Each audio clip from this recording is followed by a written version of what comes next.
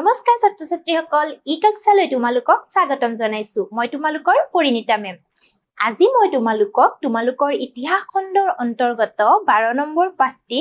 গুপ্ত যুগৰ পৰৱৰ্তী ভাৰতবৰ্ষ এই পাঠটিৰ প্ৰথম অংশটোৰ বিষয়ে আলোচনা কৰিম এতিয়া চাও আহাচোন আজি আমি কি শিকিম আজি আমি শিকিম গুপ্ত যুগৰ পৰৱৰ্তী কালৰ ৰাজনৈতিক পটভূমিৰ বিষয়ে আৰু লগতে আজি আমি শিকিম হৰ্ষবৰ্ধনৰ ৰাজত্ব কালৰ তেওঁৰ ৰাজনৈতিক গুৰুত্ব লগতে সাংস্কৃতিক আৰু ধৰ্মীয় দিশসমূহৰ বিষয়েও আজি আমি জ্ঞান লাভ কৰিম এতিয়া আমি চাও আহা যে গুপ্তসকলত কি হৈছিল গুপ্তসকলৰ পিছত পৰৱৰ্তী ভাৰতবৰ্ষত কিছুমান সৰুবৰ স্বাধীন ৰাষ্ট্ৰৰ কি হৈছিল উত্থান ঘটিছিল আমি জানো যে গুপ্তসকলে প্ৰায় 200 বছৰৰো অধিক কাল ভাৰতত শাসন কৰিছিল আৰু তেওঁলোকৰ এই গুপ্ত যুগৰ যি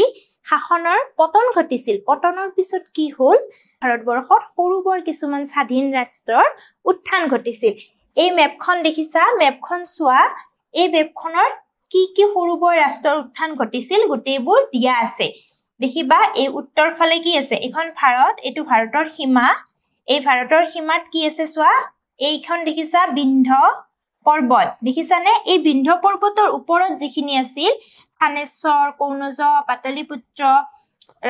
এইবোৰ আছিল উত্তৰ ফালে আৰু দক্ষিণ ফালে কি আছিল চালুক্য কৃষ্ণা নদী গোদাবৰী নদী কলিংগ চোল পল্লৱ পাণ্ডৱ এইবোৰ আছিল দক্ষিণ ফালে বিন্ধ্য পৰ্বতৰ উত্তৰ ফালে যিবোৰ আছিল সেইবোৰক কি বুলি কোৱা হয় উত্তৰ ভাৰত আৰু দক্ষিণ ফালে যিবোৰ আছিল সেইবোৰক কি বুলি কোৱা হয় দক্ষিণ ভাৰত এয়া চোৱা বিন্ধ্য পৰ্বতৰ উত্তৰ অংশক উত্তৰ ভাৰত বুলি কোৱা হয় আৰু দক্ষিণ অংশক দক্ষিণ ভাৰত বুলি কোৱা হয় বুজি পালা মানে বিন্ধ্য পৰ্বতৰ উত্তৰ ফালে যিবোৰ আছিল সেইবোৰ হ'ল উত্তৰ ভাৰত আৰু দক্ষিণ ফালে যিবোৰ আছিল সেইবোৰ হ'ল দক্ষিণ ভাৰত এতিয়া চোৱা যে এই পাঠত আমি মানচিত্ৰত উল্লেখ কৰাৰ ধৰণে ৰাজ্যসমূহৰ অৱদানৰ বিষয়ে আলোচনা কৰিম মানচিত্ৰত যে আমি ৰাজ্যবোৰ পালো সেই তাৰে কেইখনমান ৰাজ্যৰ বিষয়ে আমি আলোচনা কৰিম প্ৰথম হ'ল থানেশ্বৰ পল্লৱ ৰাষ্ট্ৰকূট আৰু চোল এই চাৰিখন ৰাষ্ট্ৰৰ বিষয়ে আমি কি কৰিম আজি নহয় মানে এই পাঠটিত আমি আলোচনা কৰিম আজি আমি চাম থানেশ্বৰ ৰাজ্যৰ বিষয়ে থানেশ্বৰ এতিয়া চোৱা যে এইখন চোৱা থানেশ্বৰ ৰাজ্য আৰু হৰ্ষবৰ্ধন মানে এই হৰ্ষবৰ্ধন কি আছিল থানেশ্বৰ ৰাজ্যৰ ৰজা আছিল থানেশ্বৰ ৰাজ্যৰ ৰজা কোন আছিল হৰ্ষবৰ্ধন আছিল থানেশ্বৰ ৰাজ্যৰ ৰজা কোন আছিল থানেশ্বৰ ৰাজ্যৰ ৰজা আছিল হৰ্ষবৰ্ধন এতিয়া চোৱা এই থানেশ্বৰ ৰাজ্যৰ ৰজা হৰ্ষবৰ্ধনৰ দিনৰ এই মেপখন চোৱা তোমালোকৰ কিতাপতো আছে ভালদৰে চালে তোমালোকে বুজি পাবা যে হৰ্ষবৰ্ধনৰ সাম্ৰাজ্যৰ আনুমানিক বিস্তৃতি কিমানখিনি বিস্তৃত হৈছিল বুজোৱা থানেশ্বৰ তাৰ পিছতে এইফালে আছে অজন্তা ইলোৰা গৃহৰ কথা পাম আমি পল্লৱসকল আহিব চেৰা চোল পাণ্ড্য এই ৰাজ্যকেইখনৰ কথা পাম অৰ্থাৎ থানেশ্বৰ আৰু হৰ্ষবৰ্ধন ৰাজ্যৰ অনুমানিক বিস্তৃতি আমি এই মানচিত্ৰখনত দেখিবলৈ পাম তোমালোকে কিতাপত ভালদৰে মানচিত্ৰখন চাই ল'বা এতিয়া চোৱা খ্ৰীষ্টপূৰ্ব 580 চনত ৰজা প্ৰভাকৰ বৰ্ধনে কি কৰিছিল থানেশ্বৰ ৰাজ্য প্ৰতিষ্ঠা কৰিছিল থানেশ্বৰ ৰাজ্য প্ৰতিষ্ঠা কোনে কৰিছিল ৰজা এই ৰাজ্য মানে হ'ল কি ৰাজ্য থানেশ্বৰ ৰাজ্যখনৰ প্ৰতিষ্ঠা কোনে কৰিছিল ৰজা প্ৰভাকৰ বৰ্মন থানেশ্বৰ ৰাজ্যৰ প্ৰতিষ্ঠাতা কোন আছিল ৰজা প্ৰভাকৰ বৰ্মন থানেশ্বৰ ৰাজ্য বৰ্তমান ক'ত আছে হাৰিয়ানা প্ৰদেশত থানেশ্বৰ ৰাজ্যখন আছে বৰ্তমানৰ হাৰিয়ানা প্ৰদেশত প্ৰায় 1300 বছৰ আগতে হৰ্ষবৰ্ধন নামৰ এজন শক্তিশালী ৰজাই এই ৰাজ্যত শাসন কৰিছিল আৰু হৰ্ষবৰ্ধন নামৰ এজন কি আছিল শক্তিশালী ৰজা আছিল আৰু তেওঁ এই ৰাজ্যত শাসন কৰিছিল গুপ্ত সাম্ৰাজ্যৰ পতনৰ পিছত তেওঁ ভাৰতক শক্তিশালী ৰূপত প্ৰতিষ্ঠা কৰিছিল মানে আমি গুপ্তসকলৰ কথা পাইছিলো গুপ্তসকলৰ পতনৰ পিছত ভাৰতক শক্তিশালী ৰূপত কোনে প্ৰতিষ্ঠা কৰিছিল হৰ্ষবৰ্ধনে কৰিছিল ইয়াৰ পিছত চোৱা হৰ্ষবৰ্ধনৰ জীৱন আৰু কাৰ্যকলাপৰ বিষয়ে আমি কিছুমান তথ্যৰ পৰা জানিব পাৰো ইতিহাস বস্তুটো এনেকুৱা যে তথ্য নহলে আমি জ্ঞান লাভ কৰিব নোৱাৰো লিখিত ৰূপত হওক বা শিলালিপিতে হওক বা তাম্ৰলিপিতে হওক বিভিন্ন ধৰণে কথাবোৰ কি হ'ব লাগিব লিপিবদ্ধ হ'ব লাগিব সেই হৰ্ষবৰ্ধনৰ বিষয়েও আমি কিছুমান উৎসৰ পৰা জানো এই উৎসবোৰ কি চোৱা তেওঁৰ দৰবাৰৰ কবি বাণৱ ভট্টৰ জীৱনী হৰ্ষচৰিত কবি বাণৱ ভট্টই কি কৰিছিল হৰ্ষবৰ্ধনৰ জীৱনী লিখিছিল হৰ্ষচৰিত বুলি আৰু তাৰ পৰা আমি পাওঁ যে বাণৱ ভট্টই ৰচনা কৰা জীৱনী বাণৱ ভট্টই ৰচনা কৰা জীৱনীখনৰ নাম কি হৰ্ষচৰিত তাৰ পিছতে আমি পাওঁ চীনা লেখক হুইলিয়ে লিখা হিউৱেনচাঙৰ জীৱনী চীনা লেখক হুইলিয়ে কি লিখিছিল হিউৱেনচাঙৰ জীৱনী লিখিছিল আৰু তাৰ পৰাও আমি কি পাওঁ হৰ্ষবৰ্ধনৰ বিষয়ে জানিব পাৰো তাৰ পিছতে চোৱা সেই সময়ৰ তাম্ৰলিপি আৰু শিলালিপি বিলাকৰ পৰাও আমি হৰ্ষবৰ্ধনৰ বিষয়ে জানিব পাৰো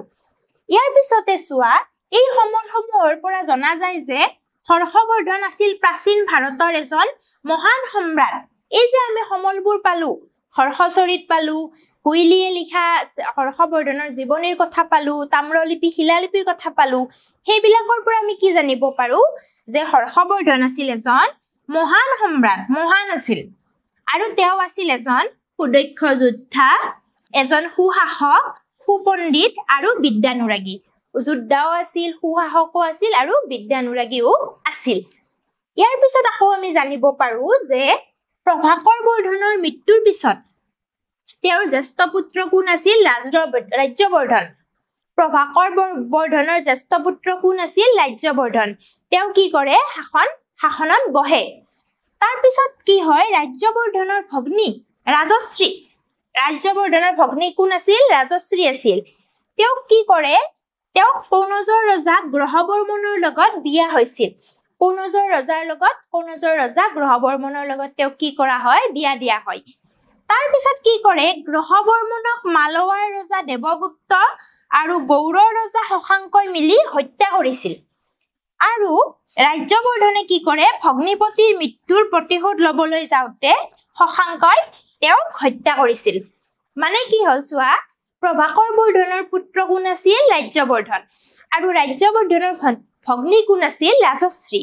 ৰাজশ্ৰীক কি হয় কনৌজৰ ৰজা গ্ৰহবৰ্মনৰ লগত বিয়া দিয়ে বিয়াৰ পিছতে কি হয় গ্ৰহবৰ্মনক কোনে হত্যা কৰে মালৱাৰ ৰজা দেৱগুপ্ত আৰু গৌড়ৰ ৰজা শশাংকই কি কৰে হত্যা কৰে আৰু ৰাজ্যবৰ্ধনে কি কৰে ভগ্নীপতিৰ মৃত্যুৰ প্ৰতিশোধ লবলৈ যায় আৰু যাওঁতে তেওঁকো কি কৰে শশাংকই হত্যা কৰে ইয়াৰ তেতিয়া কি হয় শশাংকই যেতিয়া তেওঁক হত্যা কৰে তাৰ পিছত কি হ'ল যে ৰাজনৈতিক সংকট আহিল থানেশ্বৰ ৰাজ্যলৈ গভীৰ ৰাজনৈতিক সংকট আহিল আৰু সেই সময়তে কি হয় মাত্ৰ 16 বছৰ বয়সতে হৰ্ষবৰ্ধনে থানেশ্বৰ আৰু ভগ্নী ৰাজশ্ৰীৰ প্ৰতিনিধি হিচাপে কনৌজৰ ৰজা হৈছিল আৰু তেতিয়া মাত্ৰ হৰ্ষবৰ্ধনৰ বয়স আছিল মাত্ৰ 16 বছৰ তাৰপিছত তেওঁ কি কৰে যে থানেশ্বৰ ৰাজ্য লগতে কনৌজৰো ভগ্নী ৰাজশ্ৰীৰ সহায়ত কি কৰে প্ৰতিনিধি হিচাপে কনৌজৰ ৰাজ্যৰো তেওঁ ৰজা হয় আৰু হৰ্ষবৰ্ধনক কি বুলি জনা যায় শিলাদিত্য বুলিও জনা গৈছিল মানে হৰ্ষবৰ্ধনৰ আন এটা নাম কি আছিল শিলাদিত্য এতিয়া চোৱা যে হৰ্ষবৰ্ধনৰ সাম্ৰাজ্য কলৈকে বিস্তৃত হৈছিল এইটো হ'ল উত্তৰৰ জলন্ধৰলৈকে দ্বিতীয়তে হ'ল পূবত পাটলিপুত্ৰ দক্ষিণে নৰ্মদা নদী আৰু পশ্চিমে সৌৰাষ্ট্ৰ মানে উত্তৰ ফালে জলন্ধৰলৈকে বিস্তৃত আছিল পূবত আছিল পাটলিপুত্ৰলৈকে পশ্চিমত আছিল সৌৰাষ্ট্ৰ আৰু দক্ষিণে নৰ্মদা নদী এই বিশাল সাম্ৰাজ্যখন তেওঁ কি হৈছিল বিস্তৃত কৰিছিল ইয়াৰ পিছত চোৱা হৰ্ষবৰ্ধনৰ প্ৰশাসনিক ব্যৱস্থা হৰ্ষবৰ্ধনে কি কৰে ৰাজ্যখনক কেইবাটাও ভাগত ভাগ কৰিছিল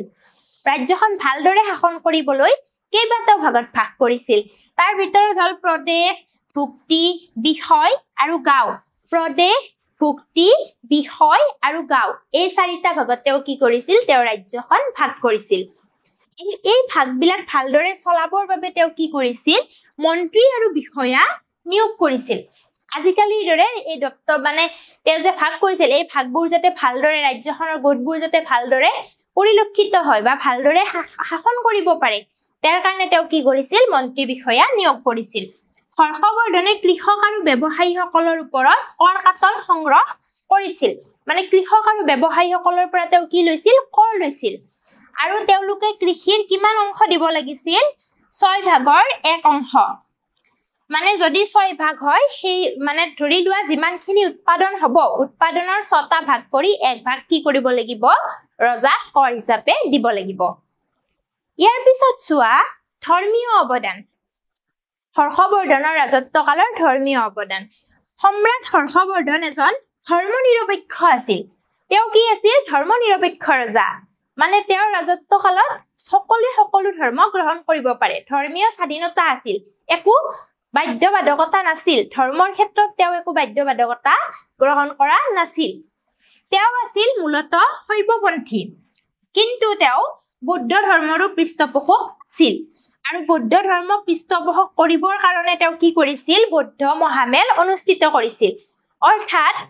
তেওঁ যদিও হিন্দু ধৰ্ম গ্ৰহণ কৰিছিল তথাপি তেওঁ বৌদ্ধ ধৰ্মৰো পৃষ্ঠপোষক আছিল আৰু বৌদ্ধ ধৰ্ম প্ৰচাৰৰ কাৰণে তেওঁ কি কৰিছিল বৌদ্ধ মহামেল কিছুমান অনুষ্ঠিত কৰিছিল ইয়াৰ বাবে তেওঁলোকে আৰু কি কৰিছিল তেওঁ হিন্দুসকলৰ বাবেও মন্দিৰ নিৰ্মাণ কৰিছিল মানে যেনেকৈ বৌদ্ধ ধৰ্ম প্ৰসাৰৰ বাবে বৌদ্ধ মহামেল অনুষ্ঠিত কৰিছিল তেনেদৰে তেওঁ হিন্দুসকলৰ বাবেও মঠ মন্দিৰ নিৰ্মাণ কৰিছিল তাৰ পিছতে চোৱা হৰ্ষবৰ্ধনৰ শিক্ষাৰ প্ৰতি কি আছিল প্ৰবল আগ্ৰহ আছিল আৰু সেই কাৰণে তেওঁ কি কৰিছিল নালন্দা বিশ্ববিদ্যালয়লৈ ৰাজকীয় পৃষ্ঠপোষকতা আগবঢ়াইছিল নালন্দা বিশ্ববিদ্যালয়ত কি কৰিছিল ৰাজকীয় পৃষ্ঠপোষকতা আগবঢ়াইছিল এয়া চোৱা এয়া হ'ল উত্তৰ প্ৰদেশৰ বাঘেৰা তাম্ৰলিপিত থকা ৰজা হৰ্ষবৰ্ধনৰ হস্তাক্ষৰ মানে হাতৰ আখৰ এইখিনি হ'ল হাতৰ আখৰ কাৰ হাতৰ আখৰ ৰজা হৰ্ষবৰ্ধনৰ হাতৰ আখৰ ৰজা হৰ্ষবৰ্ধনৰ হাতৰ আখৰ আৰু ক'ত আছে বাঘেৰা তাম্ৰলিপিত আছে উত্তৰ প্ৰদেশৰ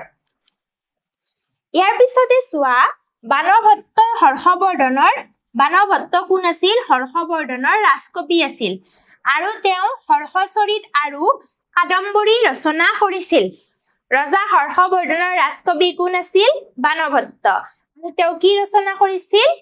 তেওঁ কাদম্বৰী আৰু হৰ্ষচৰিত ৰচনা কৰিছিল হৰ্ষচৰিত কি আছিল ৰজা হৰ্ষবৰ্ধনৰ জীৱনী আছিল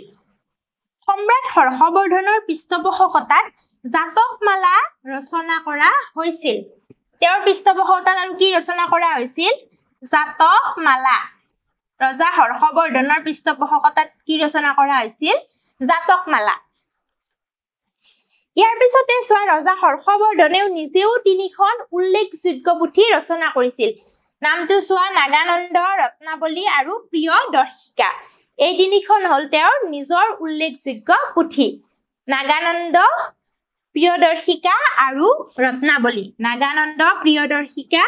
ৰত্নাৱলী এতিয়া আমি জানি থওঁ আহা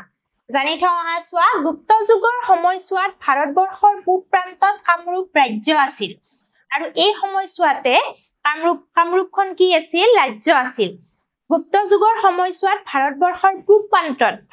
পূব প্ৰান্তত এখন ৰাজ্য আছিল ৰাজ্যখনৰ নাম কি আছিল কামৰূপ আৰু এই কামৰূপত কি হৈছিল বৰ্মন বংশৰ ৰজাসকলে ৰাজত্ব কৰিছিল আৰু বৰ্মন বংশৰ শ্ৰেষ্ঠ ৰজা কোন আছিল বৰ্মন বংশৰ শ্ৰেষ্ঠ ৰজা আছিল ভাস্কৰ বৰ্মন এয়া চোৱা ভাস্কৰ বৰ্মন বৰ্মন বংশৰ শ্ৰেষ্ঠ ৰজা কোন আছিল ভাস্কৰ বৰ্মন মনত থাকিব বৰ্মন বংশৰ শ্ৰেষ্ঠ ৰজা আছিল ভাস্কৰ বৰ্মন আৰু তেওঁ ক'ত ৰাজত্ব কৰিছিল কামৰূপত ৰাজত্ব কৰিছিল এতিয়া আমি চাওঁ আহা মূল্যায়নৰ ভিলে প্ৰথম প্ৰশ্নটো চোৱা হৰ্ষচৰিতৰ লেখক হ'ল হৰ্ষচৰিত কোনে ৰচনা কৰিছিল হৰ্ষবৰ্ধন বাণভট্ট ৰাজ্যবৰ্ধন কোনে ৰচনা কৰিছিল হৰ্ষচৰিত ৰচনা কৰিছিল বাণভট্টই ইয়াৰ পিছতে চোৱা 2 নম্বৰ প্ৰশ্নটো চোৱা হিউৱেন চাঙৰ জীৱনী কোনে লিখিছিল ভাস্কৰ বৰ্মনে হৰ্ষবৰ্ধনে নে চীন দেশৰ লেখক হুইলিয়ে হিউৱেন চাঙৰ জীৱনী লিখিছিল চীন দেশৰ লেখক হুইলিয়ে এতিয়া চোৱা 3 নম্বৰ প্ৰশ্নটো চোৱা প্ৰিয়দৰ্শিকা নামৰ পুথিখন হৰ্ষবৰ্ধনে ৰচনা কৰিছিল শুদ্ধ নে অশুদ্ধ আমি পাইছো নহয় হৰ্ষবৰ্ধনে 3খন পুথি ৰচনা কৰিছিল হৰ্ষবৰ্ধনে ৰচনা কৰা 3খন পুথিৰ ভিতৰত এখন হ'ল প্ৰিয়দৰ্শিকা একেবাৰে শুদ্ধ উত্তৰ এই প্ৰশ্নটো কি হ'ব শুদ্ধ হ'ব আজিলৈ ইমানতে সামৰিছো পৰৱৰ্তী শ্ৰেণীত আমি পৰৱৰ্তী অংশৰ বিষয়ে আলোচনা কৰিম ধন্যবাদ